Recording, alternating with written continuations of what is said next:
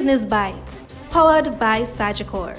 Hello, I'm Andrew Laidley with your Business Bites. Bank of Jamaica Governor Richard Biles says Jamaica's exposure to crude oil price volatility has been drastically reduced because of the introduction of liquefied natural gas (LNG) to the energy mix. As oil prices rise, cost to us in foreign currency gets higher and higher. Remember, though, we are more linked these days to LNG than we are to crude oil. And though sometimes they move in tandem, not always do they move in tandem. So we watch oil prices generally, but we, with an even keener eye, watch LNG prices. But once oil prices and a drag along LNG prices gets too high, it's going to be costly to us.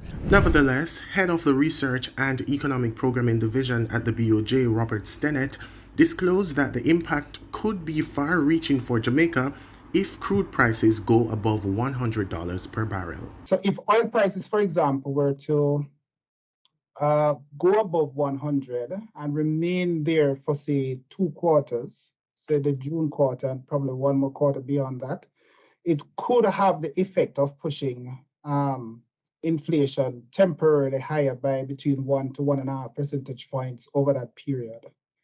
For the balance of payments, the implications for imports and FX demand is similarly stark. A similar shock would cause the trade balance to be wider by upwards of $150 million per year.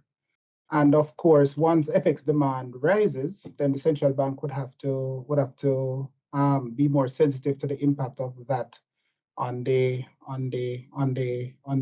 exchange rate. And those are your Business Bites. I'm Andrew Laidley. Business Bites, powered by Sagicor.